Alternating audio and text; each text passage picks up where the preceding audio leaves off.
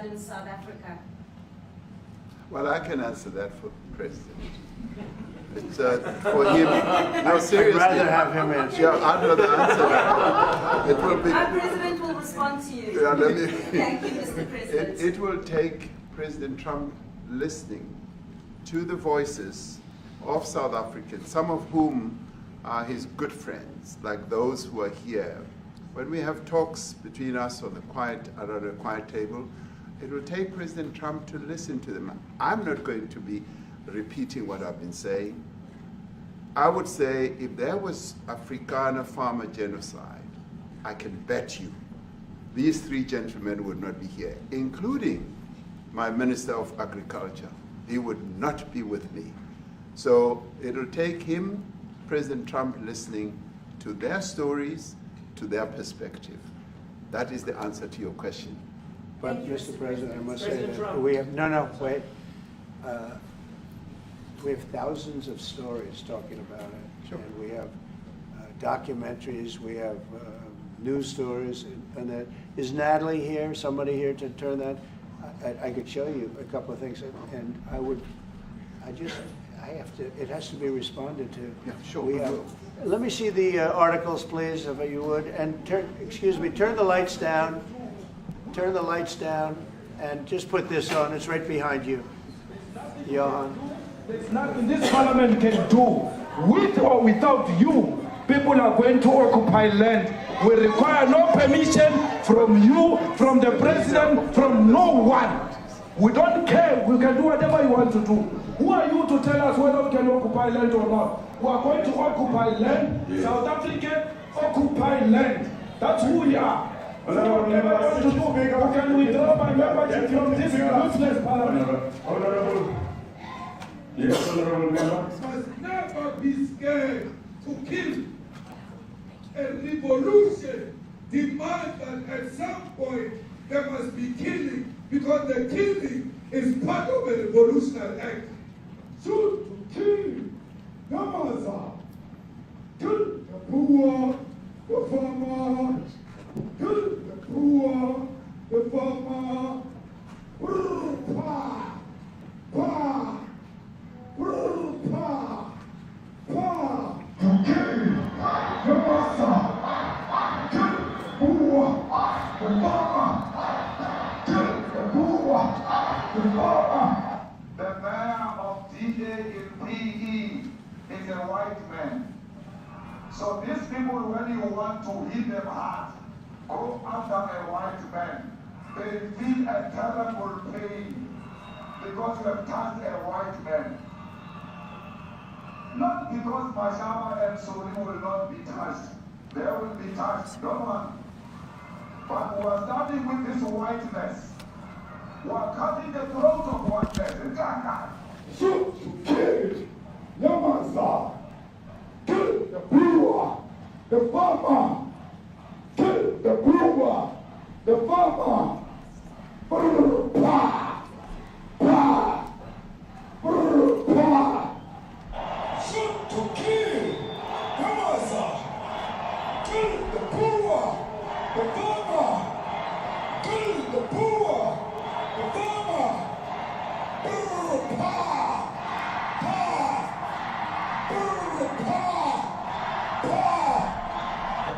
I don't know what's going to happen in the future. I'm saying to you, we have not called for the killing of white people, at least for now. I can't ever see the future. Yeah, but I mean, you'd understand somebody watching that, especially as it gets shared on Twitter. They freak out. It sounds like a genocidal. I can't take it.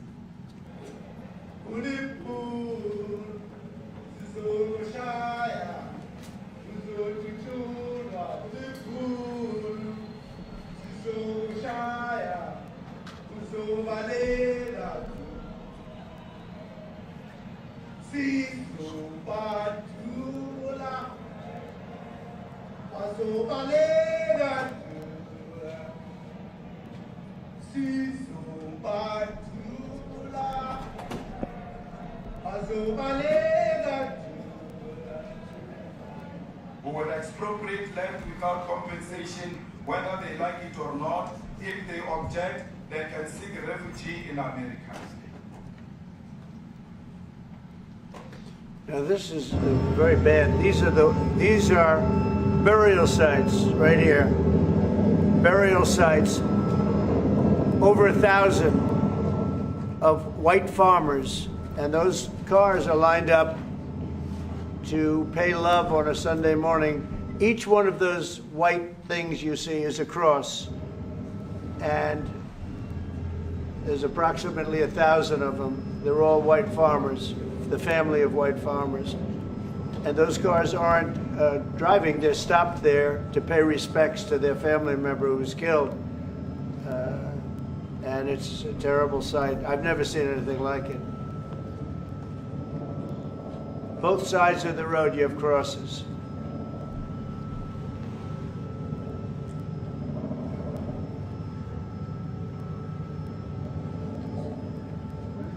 Those people were all killed.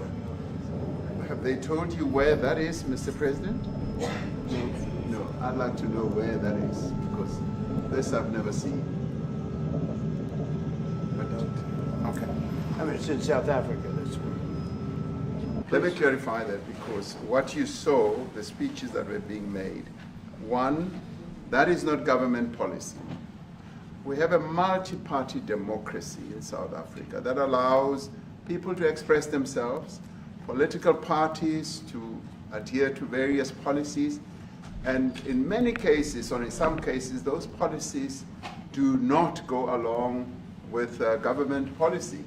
Our government policy is completely against what he was saying, even in the parliament. And they're a small minority party, which is allowed to exist in terms of our constitution. But you do allow them to take land. No. You do allow them to take land. Nobody can take land. And then when they take the land, they kill the white farmer. And when they kill the white farmer, nothing happens to them. No, there is nothing happens to them. There is criminality in our country.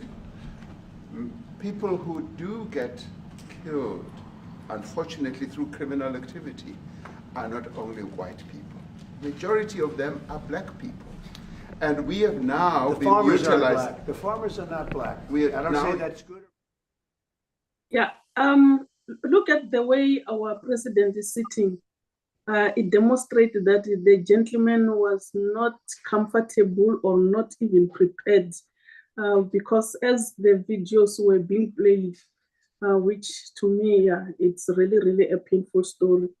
The struggle songs, they turn into something that is really misinterpreted. What's your take on the way they are sitting?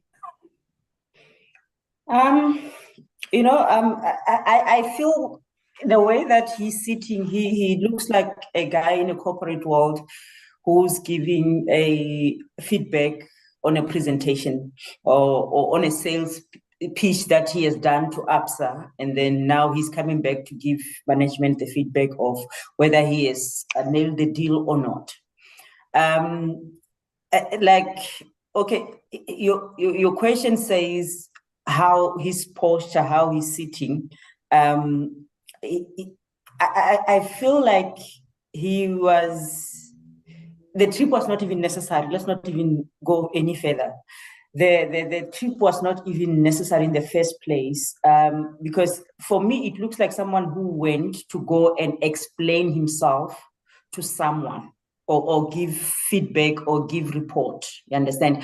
To a point whereby President Trump went to say, to show some video of some long people. I don't know which province is that. I travel in South Africa, so I don't know. I've been to Limpopo, I've been to Mpumalanga, I've been to Northwest, I've been anywhere. So those people, the truth, I don't know about it. However, I feel like he went unprepared.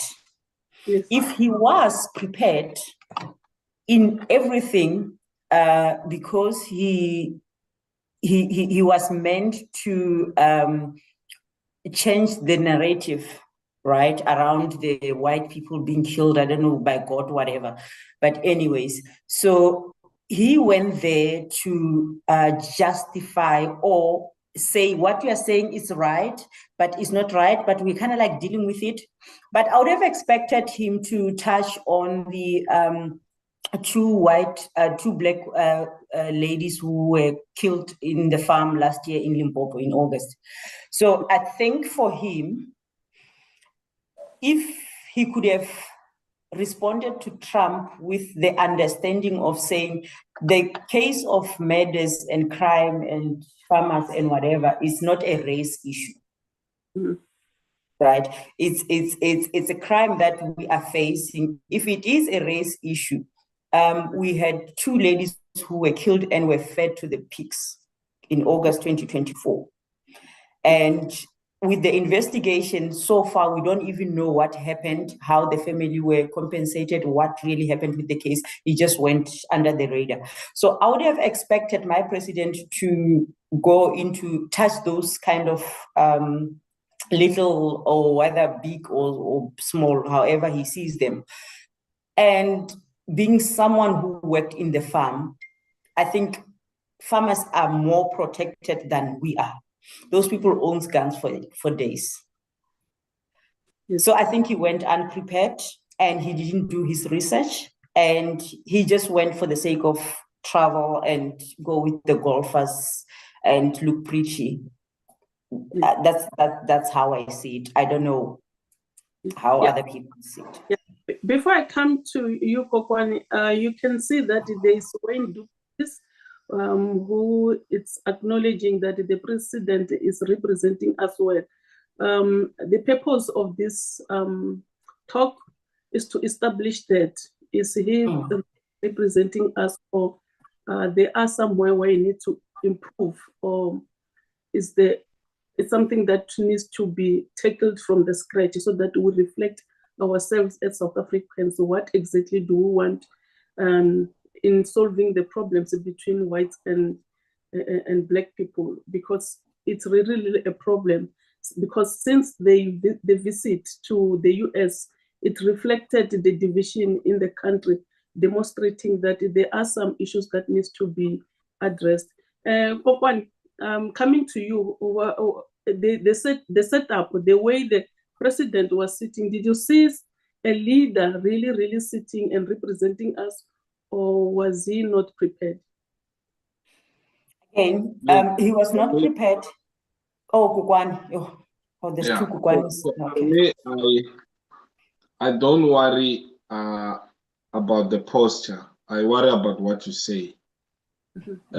Because when you meet someone like Donald Trump, he is in his backyard. He knows he's got the backing of the military-industrial complex, the banking family, the oil and gas giants, all the other people that are behind him. The Republicans are behind him.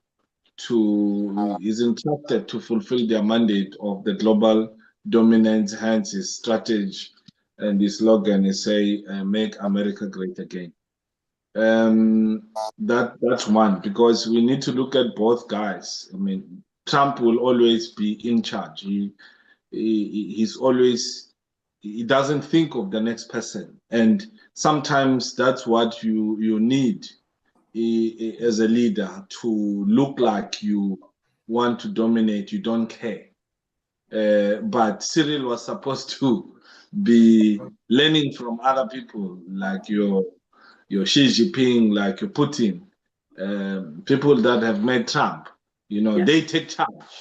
So the South African leader, his character is not your dominant kind of a person, but the things that he does are in charge and are dominant, because from the time he came to the office, he's always he always wanted to do things differently, and he's doing every single thing that he wanted to do 10 out of 10. He is doing. And to see Wayne says the president represented them well. Them, you know. When it comes to the divisions, you know, we'll always be divided. We still have townships, we still have A lot of white people say, "You people." I mean, you saw the white dominance around the presidency, you know, until the landlord came to the rescue, Johan Rupert, for the first time showing his face. So the characters of these two leaders are not the same. Cyril is a polite character. Even if you put him in the tight corner, he will remain the same. Some call him spineless, and Donald Trump is the type of guy that doesn't care about your feelings, how you feel, what you think of what he says. He will say whatever that he wants to say. But the opportunity that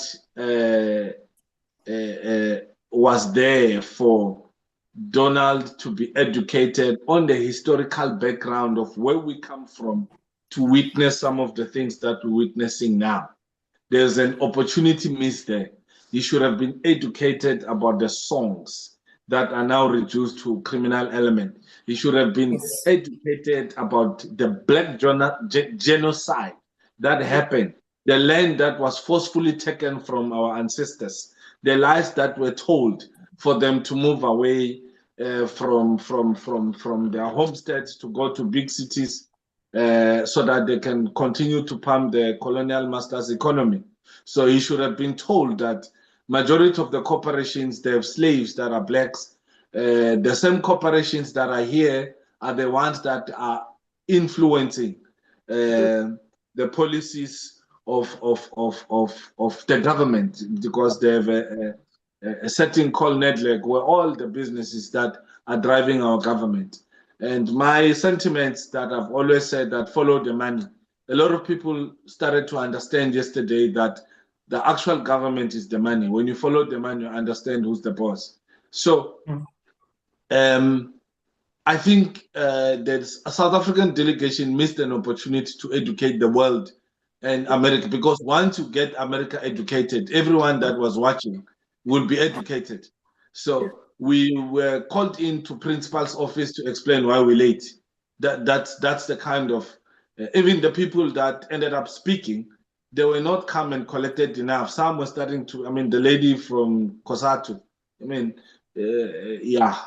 So, but I took note of what Johan Rupert said to go against the grade 11 minister who said the agriculture guy, you know. But at the same time, there was also another side of Cyril, that he's the one who wanted the GNU.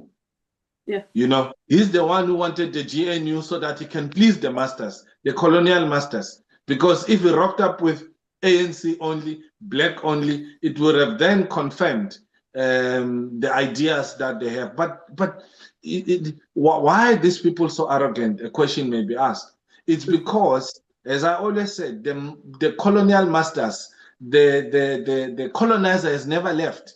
So it's easier for the colonial powers to want to continue and meddle in our day-to-day running of our lives, because they have to look out for each other. They have to look out for the people that are still stuck with us here. So we are not going to get anything right until the colonial masters have their way. If there was a white genocide, the 700 multinational companies wouldn't be trading in this country. Mamu, in Urine, you have been working for Bob Bill Gates. If that was, they're still operating here. I mean, they still do genocide. They still do trial tests on unsuspicious people. All these American companies. I mean, both Pfizer and Johnson & Johnson, they sold a lot of their vaccines. They dumped them here. You know, so, yeah, so but okay, carry on. Yeah, I want you to take a little bit a step back. You spoke about the master being in the room and dictating on what is that, how the visits will be told. So can you please clarify exactly in that area, who is the master? But But like I always said, follow the money. The master is the people who are in control of the money. The master is the people who are in control of the banking. You saw it yesterday that the big business was there. This is the man who once said to Zuma, if you fire Pravin, I will collapse the economy. He's the one that stood up and spoke to Donald Trump and said, me and you grew up in New York together in the 70s when we stayed in New York together. Why was in New York? But also, you know, just to hold you there, Mr. Mhlanga, I just want to understand, also, he was there in which capacity? Exactly. Hence, I'm responding to that.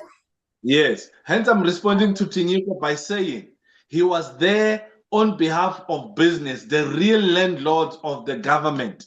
I keep on saying, follow the money. You'll understand how the system works. So, Johan being there, he was the money that you need to follow. You need to understand that we were called conspiracy theories when we kept on saying Johan Rupert is the landlord who reports to the Oppenheimer. They report to London. Robin Renwick was the money man who was supposed to set up all the corporations here and there to make sure that the corporation remained in charge of the country. Yeah. That is why whenever things happen, you see the rand drop. But when you had your pala, then nothing happens to the rand. When you have your other Pfizer scandals, nothing happens. But when it was the other guy who will have a flu, the rand will drop. Now, this is when we say, you look at Moody's, the rating agencies, who owns it? Is tied to the same people. Remember, these people form these systems to make sure that they capture people. For example, they control you. They have to control you. They have to keep you in check.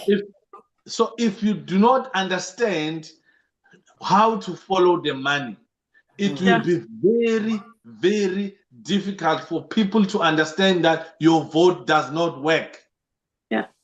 Your vote does not work.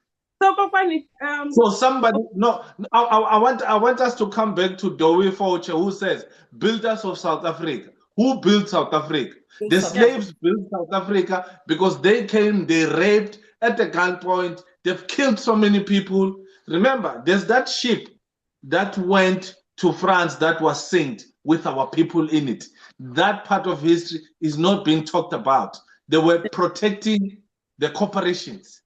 The Oppenheimer family abused a lot of black people who were kept. There are concentration camps that even the current president now in Marikana, it was still the whole stigma that came with the Oppenheimers that happened in Lonmin, resulting to over 50-something people dying. So don't come here and tell us builders of South Africa. Builders of South Africa, and whose blood? When your founding fathers came to this country, steal our cattle, steal our land, bring diseases here. Till today, you still have your vaccines who are the builders of South Africa? Who are the builders of South Africa? Who are we talking about? No, he will say, remember this. He's a descendant of the people that will find land with people, but they'll write a history and say, they discovered that. You understand? So can I please, we go back to the picture or to the video. There's something that before we get to the gist of the matter, we acknowledge those who are making comments. Thanks for watching, and this is a significant platform where we will engage with one another so that we be able to unpack things that we need to, because we need to take this country forward. We cannot keep ourselves in a status where only one race is benefiting and then the majority are suffering. So I want us to go back to the video, and then there is Malema there, and there's also President Zuma singing.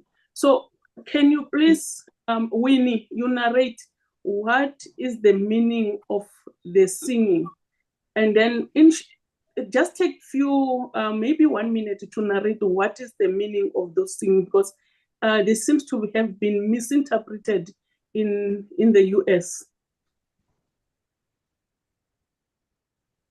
So, Kokwana, if we go back, so as African people, our way of expressing ourselves, mostly it will be through music.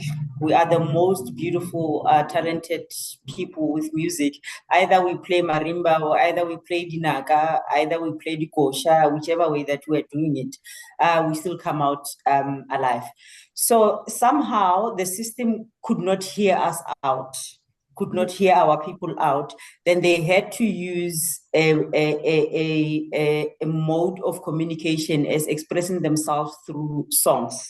So most songs that you hear, they are songs of expression, of crying for help. You know, it's songs of migration. We want to move out of this system. They're always crying for help. If you hear all the struggle songs, it's a matter of a child crying for help. If it's not Mama Africa, you know, it will be something else. If it's not Cry Me, My Beloved Africa, you know, if it's not Aluta Continua, there's a lot of them which identifies with our cries, because we are from the generation of not really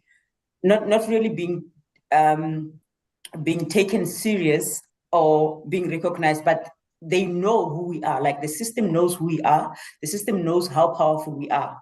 Hence the system, it doesn't want us, but it wants to control us so that they can have some kind of our, I wouldn't say genes, or some kind of our blood somewhere in their systems to control us as Black people. I'll directly say it as Black people, because the system from where I'm sitting was never designed to protect a Black child or to continue with the mandate of post-apartheid whatsoever.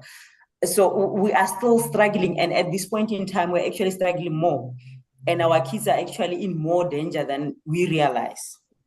So the songs is a way of expressing ourselves. It's a way, like when you see the people in Soweto striking, for example, they will be on some like, we crying for help.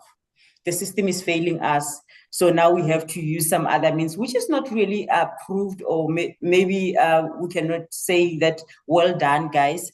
But that's where those songs comes from. Yeah, so the other Kokwani, KGB, can you please demonstrate the convoy of cars in context of the culture that we have in South Africa? When we bury, do you see us being 5 people burying our relative, or it's a huge number of cars that are involved? Because that picture again was misinterpreted. Look, I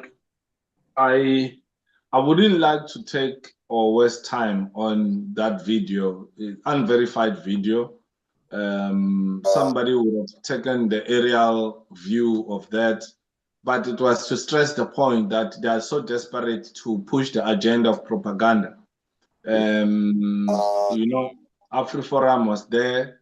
They probably gave the directive on how they should go about, because it became very clear that their main target was Jacob Zuma and Julius Malema.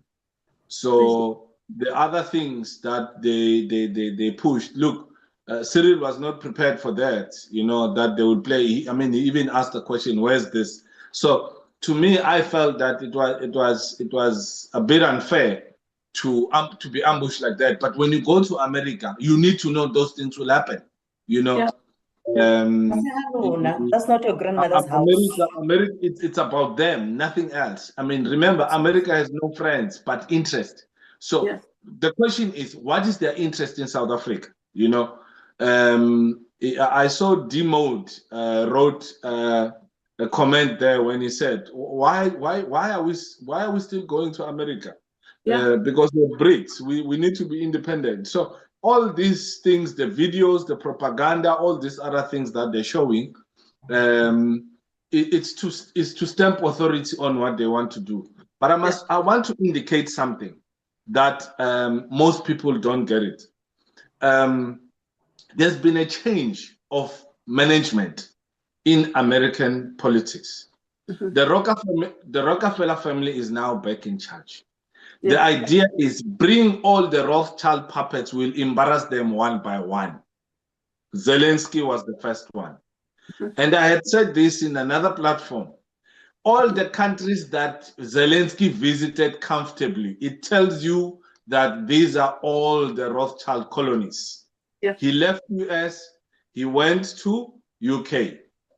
All the EU people came, gave him a red carpet, blah, blah, blah. A week later, where did he go? He came here. Trump even asked the question, what are you doing in South Africa? For him to even have a nerve of asking that, you can tell that the level of diplomacy is gone. This is now, we are coming for you. The idea of to say, we are coming for you. Whereas how the South African administration approached this thing, it had more on, it had them on the back foot as if now they're going there to beg. Hence so many people are saying, Trump is trying to free us. If Trump says he's cutting us out, it's a good thing. If he's doing it voluntarily, let's start working on our own systems where we can absolutely agreed. Independent. Agreed. But the other confusing part is that in the video, they play Zuma, they play Malema. So you will understand that in South Africa, when you want to gain popularity, play victim, people will follow you. But here is the catch. Julius Malema was supposed to use this as a token of getting to the next level. But this is the same guy who opposed the influence of Captain Ibrahim Traore. How is he now going to explain himself to the youth? Because youth love Traore, but he's saying Traore is wrong. Now, the very same people that he made happy when he opposed Traore are saying to him, he must be arrested. Yeah. So, Papani, can I come back to the gist now? Do you think this visit was strategic or it was a blunder? I want to start from Kokwani Owini, and then I'll come to you, Kokwani KGB. Nkuna, I think it was a blunder. For me, it was not even necessary. It was not even supposed to happen. As you all are aware, the kind of problems that we have in this country, the kind of crisis that we have, the kind of a crisis that when we cry out, Ramaphosa goes on mute. Ramaphosa is one guy who's so chilled. He can just be chilled on some like, you guys just wear mask, just be fine. Take it with a pinch of salt. And today, this thing happened, this little thingy happened. And then there goes Ramaphosa with his toughies there by the principal's office. I don't understand, what was he doing there? On whose funds, on whose account, whose time? He left the budget speech to go there and do what? Look at his tie, just look at him. Bloody prefect. I can't do this. Open KGB, please respond to the same question. Was this strategic or was it a blunder? Look, the prefect was called into principal's office to explain his actions. I'm saying, whenever you're trying to pursue diplomacy or diplomatic missions that you go for, you have to achieve something. Now, what is it that was supposed to be achieved by the administration by going there? What are the things that they did not understand? What are the things that they were hoping to understand? Did they do enough groundwork? Did they do a lot of things that were supposed to prepare them for the worst case scenario?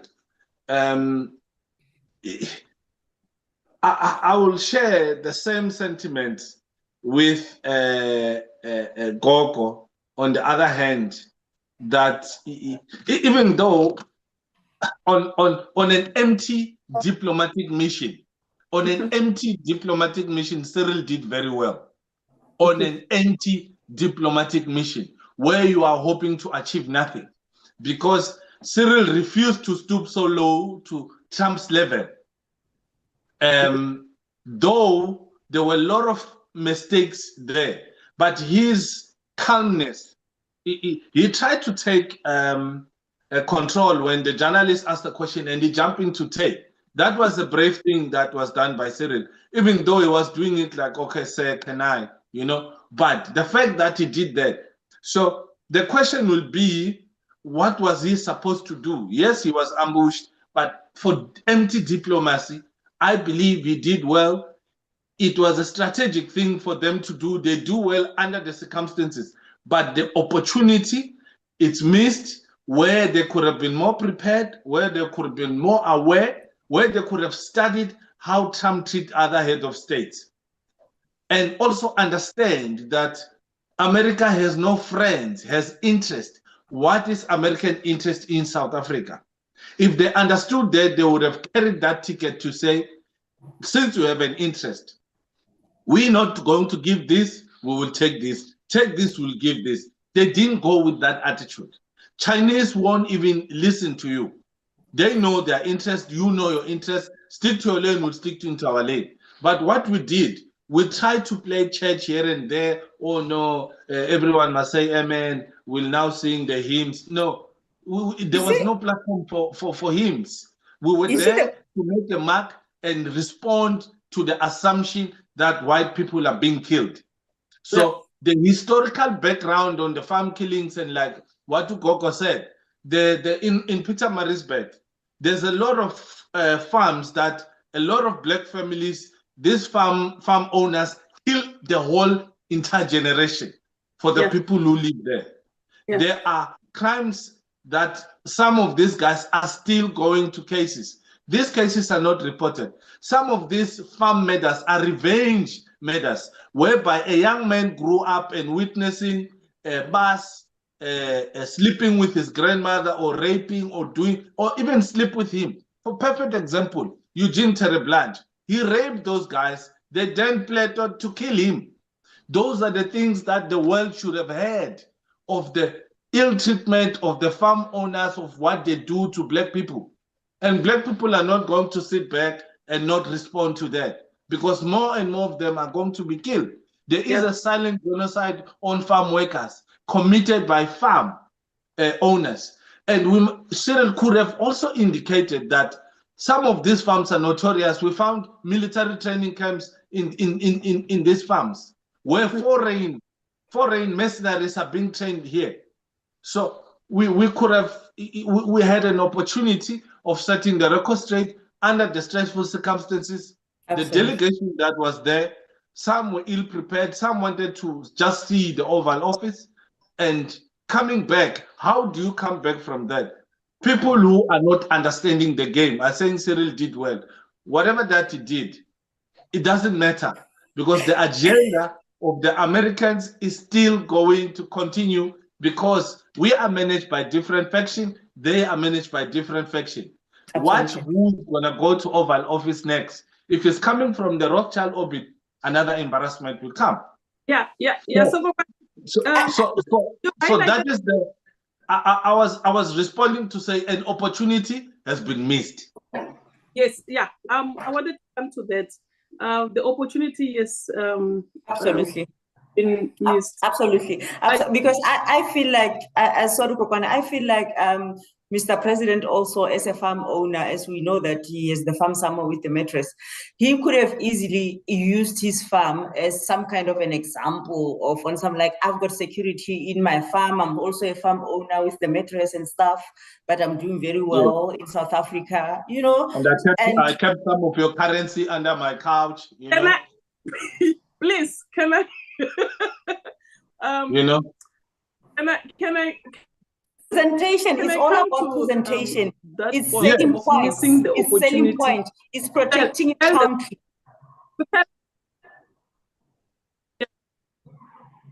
Yeah. So I want to ask, what really was the role of the ministers? Because I didn't hear them articulating themselves. They sat there and watching the show. They did not see anything coming. They thought it was going to be rosy. We're in America. We'll see Chuck Norris. Ministers we'll see were Rambo. on holiday. No. Ministers were No. on holiday. You should have seen Tau, our very own lovely Tau. He was there on some like, I'm on holiday. My mother brought me on Christmas. They couldn't say anything. They couldn't say anything. They couldn't say anything. They couldn't say anything about the road. They couldn't say anything about black people being killed by the farm. They couldn't say anything about black people not being paid well in the farm. Why they couldn't talk? And the next best thing we are told by Mr. Rupert that in Cape Flats, that was the best PR stance I've ever seen in my PR world. That was beautiful. He pulls that line on some like Mr. Minister of Agriculture here. He's also in some Cape Flats, whatever. There's crime happening there. However, my question there was like, Haibo, Mr. Whoever, I've never heard you saying something like that in this country since I've heard your stories and understood who you are from the Gupta's days and whatever. I've never heard you being bothered of what is happening in the country, apart from economy, apart from the currency, apart from you making us taste beautiful wines in Stellenbosch, which we do, by the way. However, that point, I would have appreciated to hear it here, not by the White House. That point, we need to address it here at home. That Cape Flats issue, we need to talk about it here, not on TV, somewhere else. Kokwani, KGB, you are shaking your head. Please state yourself on the context of why ministers were not saying anything. After all, there was a lot that we should have highlighted so that we clarify issues out there. When you work for government, you work for corporations. There's directors, there's owners. They were traveling with the landlord. And the landlord got up and called Steenhuisen into order, using power and authority. That's how power is used. Where he took charge as a landlord to say, you Salapant, Cape Town lang hlala khona kunenkinga kade ngintshela andifuna ukuyilungisa. So the ministers look, because there is a protocol. Ronald wouldn't have raised his hand. My fellow Bushbuck Rich, he wouldn't have raised his hand when I say something. You know, I defend Ronald, and he was even embarrassed there to say, yeah, this one was moving with Julius. You understand? So as long as Ronald, yeah, because Ronald that time because liar, if I'm in Tiro, you must talk to the other state secretary as a foreign minister. It works like that. A president to president, deputy to deputy. Now ask a question. What did Johan speak on behalf of? Follow the money. Yeah. Johan Rupert spoke on behalf of the money. Johan Rupert spoke. Yes, he spoke on. He sent the message to say, I own everyone. And he did say when he was with Given, he said, I own all of these people. So yesterday, he first flaunted that him and Trump, they were in New York back in the day, when he was still being brainwashed to leave the Africans and join the other faction. So he did join the Jewish faction successfully so, and of which it worked for him. He became the landlord. He was also sent, by the way. He did not just go there. He was also instructed, go with them. Make sure the prefect is dressed well, the toughest is shining, the tie is tied.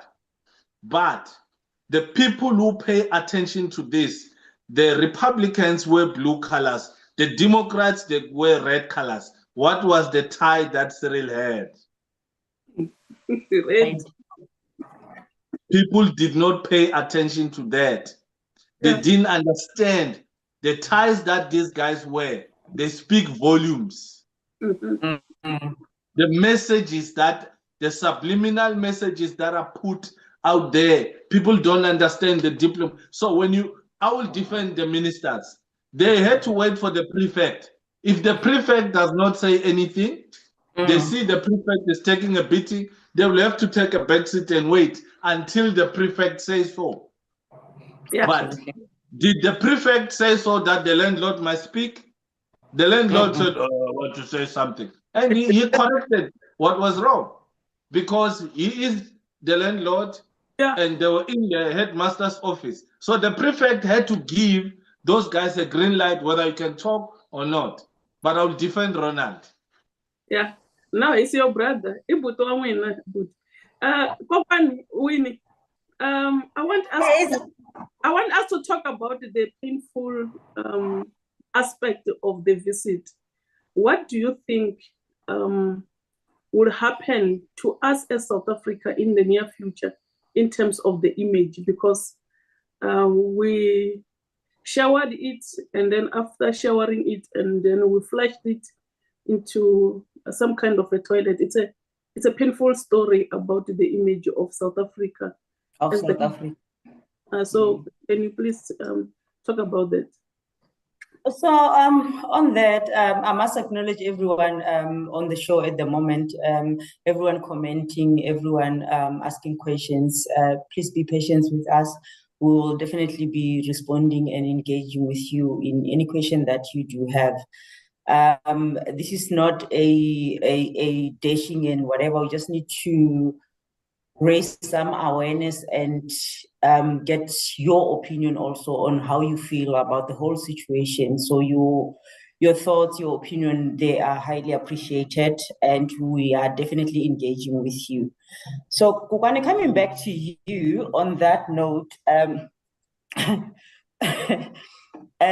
don't know my relationship with Mr. Paisley Kasia Kaseme and Joshua Gumete. I know they were there in so many times, but I think being people who almost became part of writing the mandate of the ANC and the policies, and being in CODESA and agreeing on how we're going to continue being where we are at the moment, I thought in everything we have a long way to go. We are not there yet. We definitely have a very, very long way to go. We are at a stage where we need some Che Guevara of our generation. We are at a stage where we need some kind of intervention and not be ruled by any system whatsoever, especially as Africans. So going forward, I think for us to find ourselves, we need to know who we are, and we need to understand what we are called for, and the kind of gifts and the kind of minerals and the kind of powers that we have. Because the fight actually is not against you as a person, as an individual. The fight is actually beyond us here. However, this is where we are living, and the economy, we can actually see what is happening currently. We are going down. We are going down. We're not doing very well. We're going out to beg people who supposed to work with us because they are using our resources to get where they are. But then we are begging them to do business with us when we can actually create our own business here. But we don't do that because we don't have SIAS, we don't have our credo motors. So like, if I have to say, answer you, I would say to you, let's go back to the prophecy of Credo Motor when he said that this country is going to ashes. So I'm going to leave my comment on everyone to go and refer to this comment and do a little bit of research for everyone is moving forward. Yeah, Kokwan KGB, there's a comment that just passed now. The person says that it's not about the image. good that we revealed ourselves, that we got dirty laundry or some stories under the carpets. What's your take from that contents of the comment? What? Sometimes I struggle to have power in my fingers, where my fingers will just drive me to say anything. What is the context of that? What are you talking about? Which one government that is clean? You know, all the governments have their own issues. And us as people, we have a choice of liking or disliking a particular leader. But that is besides the point. The point is, we're talking about the African liberation. We're talking about the land. We're talking about the natural resources. We're not talking about privatizing things that every day there's trucks that are leaving Africa for Europe to go deliver coal while we are in winter. There's load shedding. We wake up one morning, we are in stage 2. But if you go to Richards Bay, you see trucks and trucks of loads of coal that is being dug up of our ancestors' land that is being given to the colonizers. So before we get to that, it's a good thing. People are free to express what they want to say. Though the colonial masters will say, arrest them.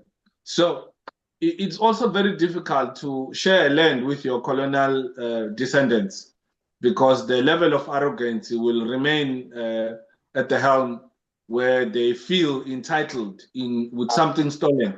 Have you noticed that gangsters or criminals, when they start to buy cars and buy a lot of land, and they walk around and say, people are jealous of my success? And that's what the colonial people are doing in our country. They say we're jealous of their success. We feel like we're victims. You know, forget about the past. You know what? Close the chapter. You know, you can't blame the past, of which their foundation is based on the past. So some of the things that people say, be in our shoes, then you can talk like that.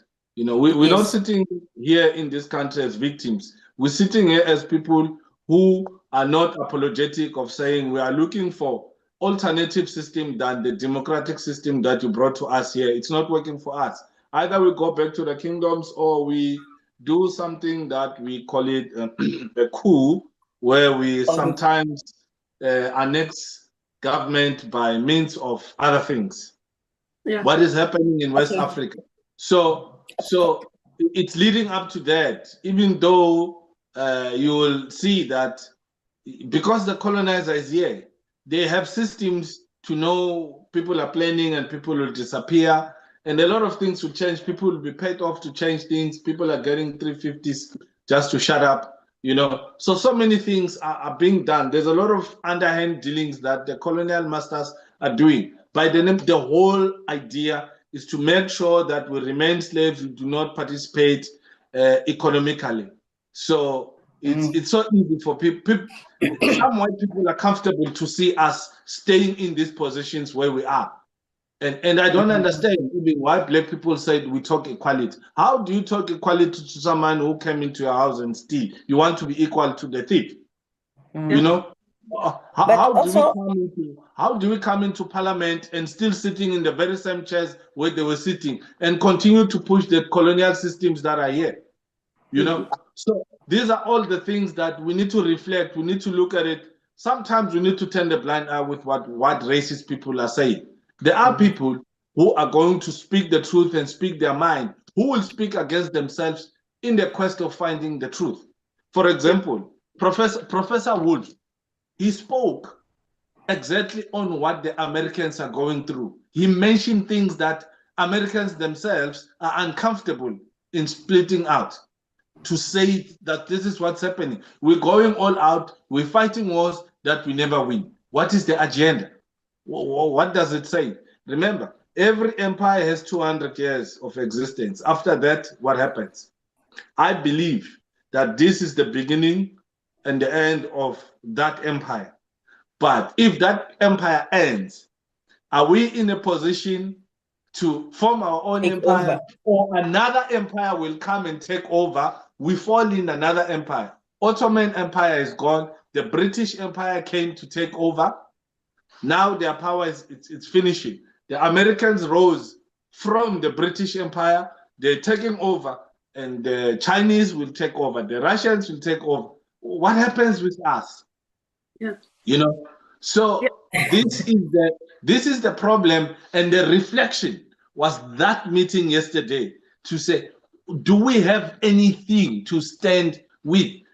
In spite of all our natural resources that we have allowed the masters corporations to take over and change the curriculum.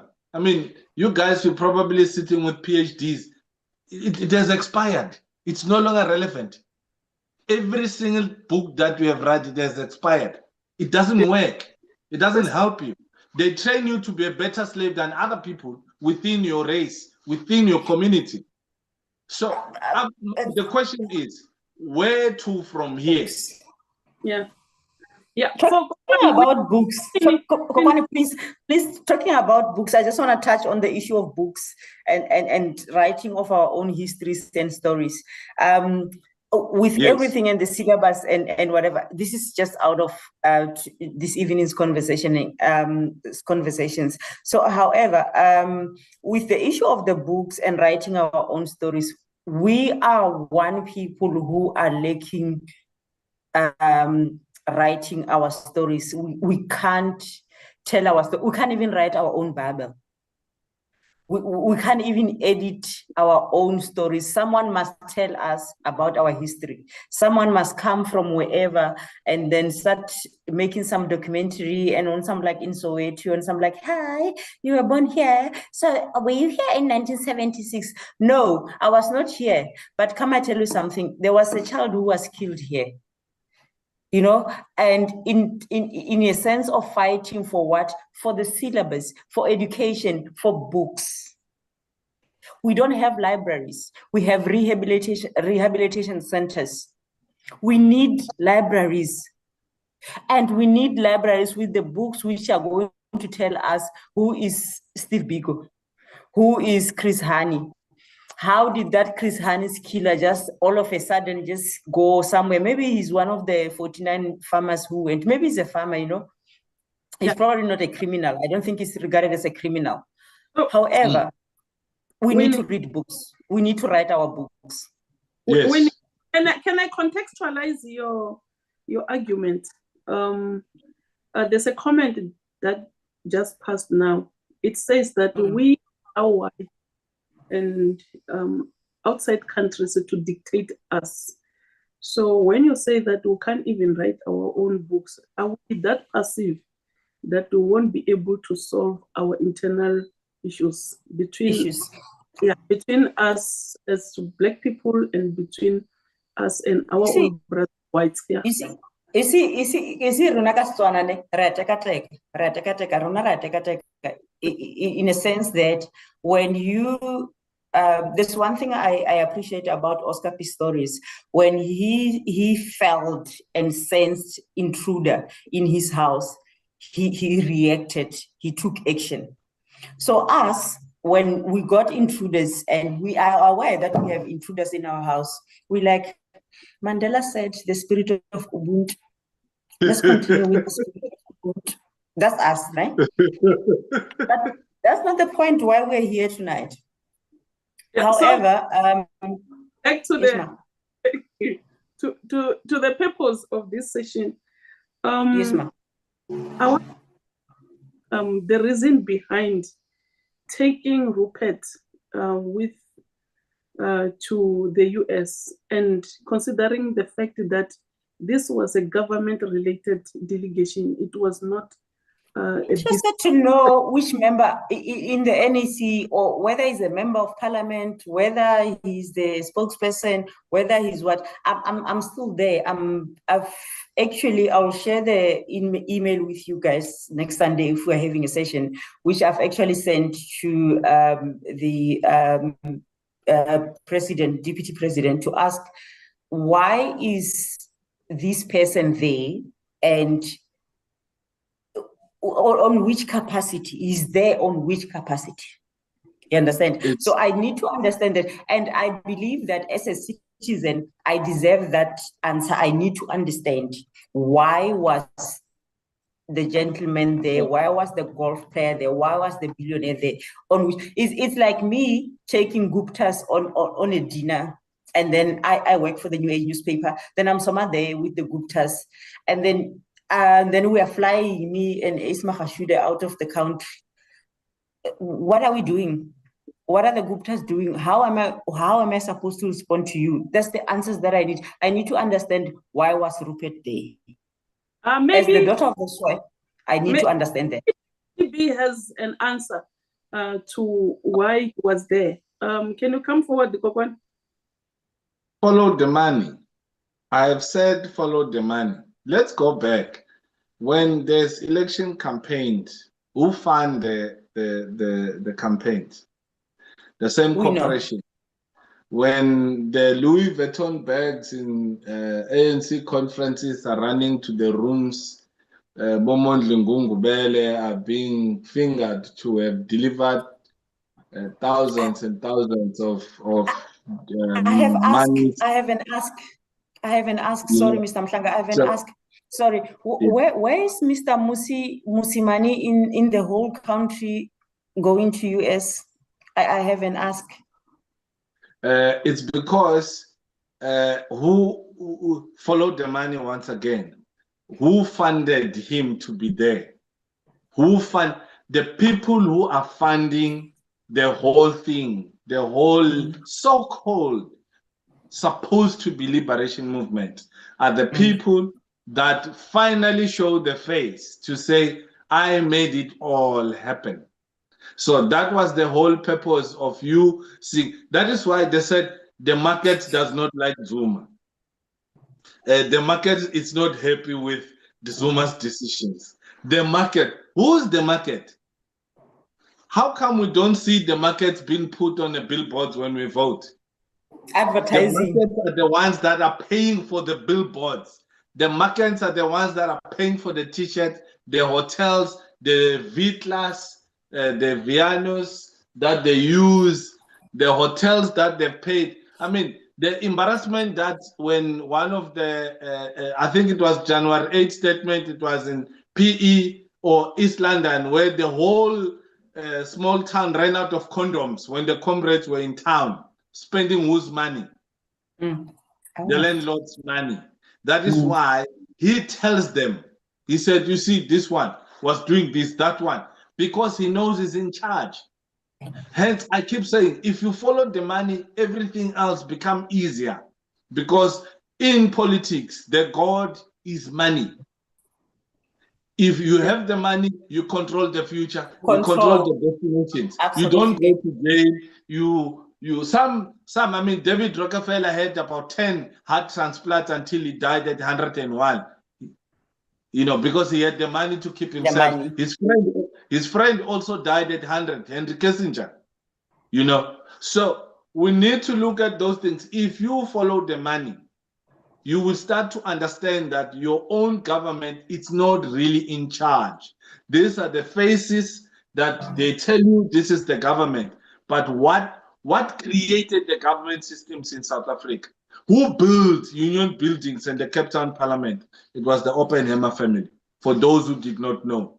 I'm saying it again, follow the money.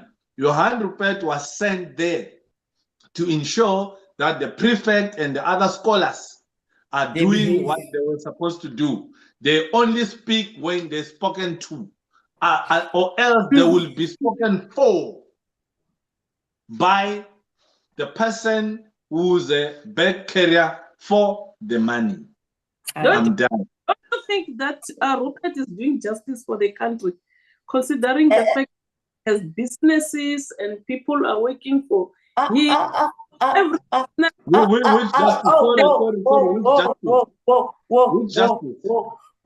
Just hold it right there. Just Kokwane, please just hold it right there. So let's try to balance it real nicely, né? So in the first place, right, what I said on the issue of Mr. Rupert addressing the issue of the Cape Flats, whatever, in America, that was the first time I hear of him talking about anything which involves our country or our people. whatsoever, right? So for me, as the daughter of the soil, I'm not yet to experience Mr. Rupert's contribution to my well-being or my person or my grandchildren whatsoever, right? So I don't even think that him going there was for my own good or my country's own good or my fellow Black people's own good. So in whatever capacity that he went there, I do not recognize him. I'm not interested in him. He was not doing me anything. The same thing that Ramaphosa did there. He didn't do anything for me. What he did there was just to go there and represent himself and give a report of his work. Because remember when Ramaphosa took over as a president, the first thing that he did, he went, instead of him going to farm with our grandmothers in Limpopo, what he did, he came to Cape Town and started joking with white chicks and joke. So, like, guys, please, I'm not doing this. No, sorry, I'm not. There's nothing that I don't want, because if Rupert does anything for me, I owe him my life. I owe him my spirit. I owe him me. You understand? So it's fine. Like the business, if it's a business transaction, let it be business transaction, but he's not doing anything for my land. That's for sure. The only thing he's interested in my land is the minerals that I have, is what he can get out of my land and the powers that I have in the land. So he has the money, I've got the power. I like Tolo's comment. Tolo's comment is understanding the money. There was a deal, Starlink is supposed to operate here, and the idea and the agenda was that, Elon, sit down. We're going to fix your problem. We're going to create crisis. So these guys need to come here. We'll set the terms and conditions that are going to be this high. So whatever that they pitch, it will be here. Then we say, right, if ever you want us to look that way, make sure that you allow Elon to come back home and establish his business with no conditions. Forget about your rules, forget about your constitution. This is part of the agenda that was happening. Take a step back. Talk about Elon Musk and the business in here. For somebody who doesn't understand what's going on, can you please give a little bit of background how this visit can be an opportunity for Elon to benefit? Just take a step back. Elon came here to South Africa. He wanted to establish his business, Starlink, with internet provider. And when he came, then he met with the business people. The business people, meaning including your leaders in government, they told him that no, you'll operate, but there has to be a stake that will need to be given to a Black person so we can be in line with our BEE policy. Then Elon did not like that. He said, it's a theft. You are stealing from me. He ran back to tell the prefect in the US. They did not like that. Then problems started happening for us, and that's why we're here. Now, the other landlord said to Elon, no, we need you to come and help us. We need this technology. They were giving Elon, so the principal himself spilled it out to say Elon must come. The question that people should be asking, are they going to do away with the BEE policy for Elon, or what is going to happen? So this is the background story. Because the landlord said it himself, Elon, we need your help. We need you to come. That was a business transaction statement. Done. Yeah. So Elon knew what he was looking for. When Cyril was waving at him, he was not bothered. He knew Cyril is too small for him because he's got the big boys. So Starlink will come in here. So Elon, when he wants to switch off the internet, whatever that he does, he will do that. Vumatel is owned by Johan Rupert. He owns a lot of telecoms. So a deal has already been done. So Are they going to follow the terms and conditions, the labor laws and the policies and the BE policies that have been implemented? We are not sure. We are yet to see. But I'm going to tell you this, Elon is going to get his way. Because you are like any other African countries, we have professional beggars, presidents that go around and do this, professional beggars. Because these guys will go, they will come here and have the same attitude and dictate the terms and conditions until somebody within. We need a leader that is going to stand up to the West. You cannot be summoned to principal's office each time somebody's crying there, and then the next thing you spend millions to go there.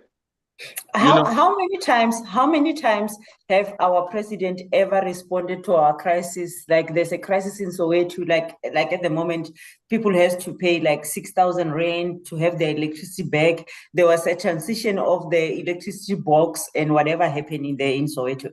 But he has never even seen that as a crisis, like to come and say. All that he will say, I'm shocked. That's all he says. Oh, I'm he's shocked. Always shocked. The president is shocked. He's always shocked. Like, but that's shocked. But that's the.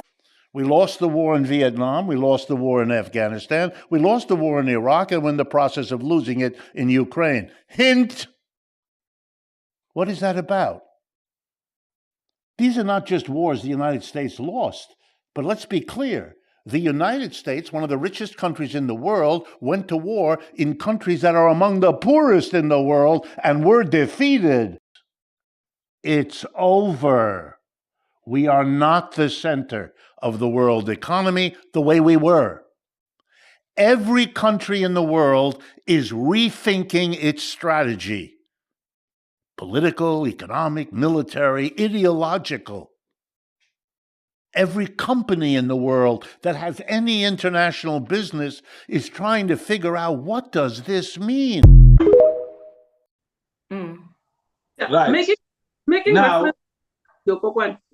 reference to the video, we asked, was the visit a strategic one or was it a blunder? So we can hear from the video. We are told that America is no longer the country that used to be. And then why are we still sticking our guns to the country that won't help us?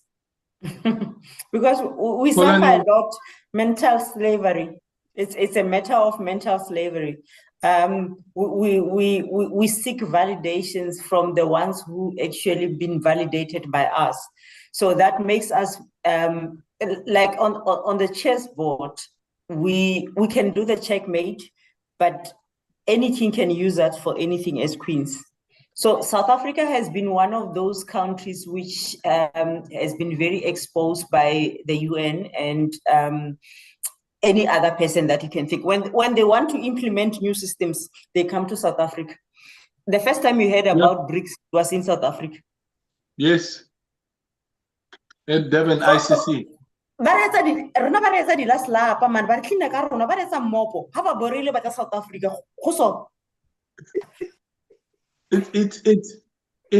Hence, I'm saying we need alternatives.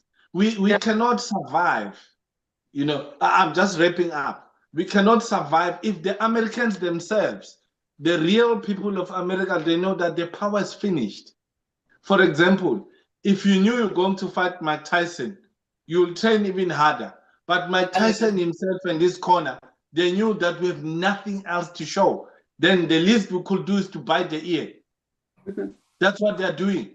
So now the Americans are sending Trump to buy the South Africans. Because they have nothing else to offer.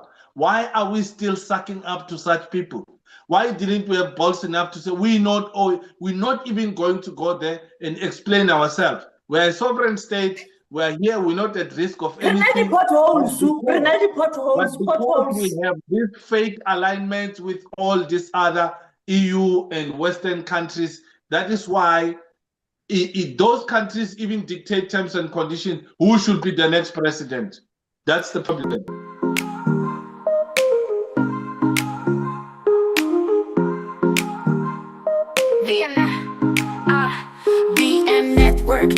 your time to tune in. Stories that connect where we all begin. Laughter, lessons, journeys unfold via network. Let the stories be told.